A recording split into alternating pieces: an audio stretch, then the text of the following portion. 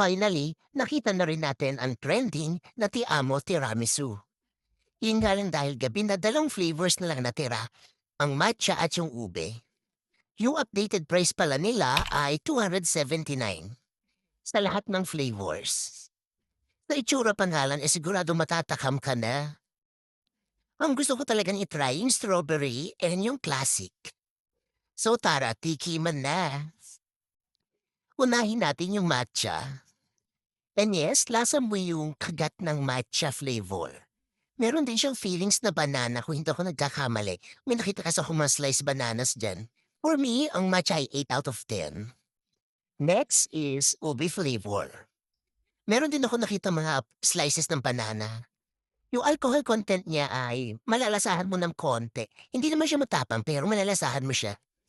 Sa dalawang natikman ko, yung ube or matcha, mas bet ko yung matcha flavor. So ang ube, i-rate ko to ng 7 out of 10.